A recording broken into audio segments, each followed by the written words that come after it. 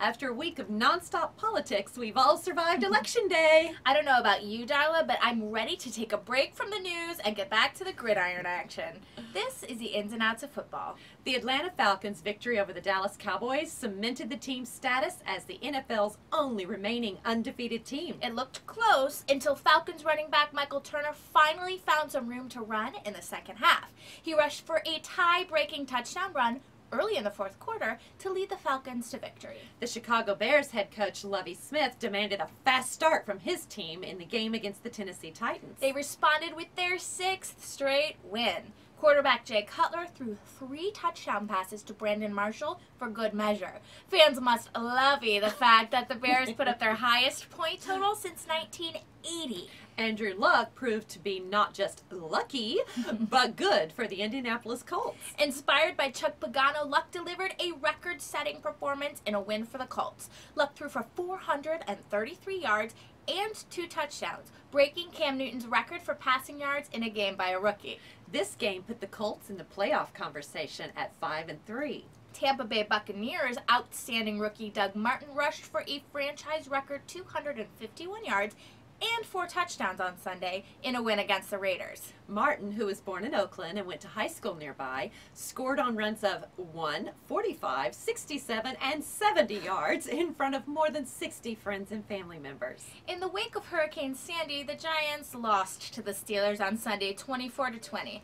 Many of the Giants were without power and heat due to the storm, but they showed up to play in true New York fashion. It was a close game, but ultimately the Giants were unable to pull off the victory, although they did succeed in boosting the morale in the area. The Giants did get one more thing right, though. They sacked Steelers quarterback Big Ben Roethlisberger 4 times. And other key final scores include the Texans beating the Bills 21-9, the Packers besting the Cardinals 31-17, and the Saints defeating the Eagles 28-13, giving some hope to a wary New Orleans fan base.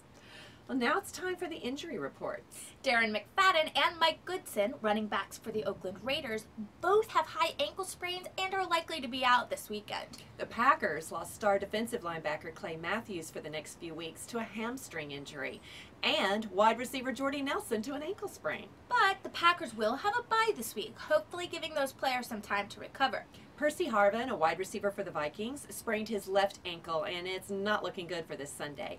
But he's played hurt before, so expect him to try to play. Well, what games should we look forward to next week, Lindsay? Well, the undefeated Falcons will take on the shaky Saints on Sunday in a game that gives us a matchup between 2 elite quarterbacks, with the Falcons' Matt Ryan and Drew Brees of the Saints. The Jets have sworn their focus isn't on their quarterback controversy regarding backup Tim Tebow's playing time, but on football and beating the Seahawks on Sunday. And finally, the Giants look to bounce back against the Bengals after that tough loss to Pittsburgh. Well, sounds like lots of great games to look forward to this weekend. Seriously. That's all for this week. Make sure to tune in next week for another episode of The Ins and Outs of Football. Make sure to keep up with us on Facebook and Twitter, where you can submit questions and comments. And don't forget to subscribe to our YouTube channel so you don't miss any of the action.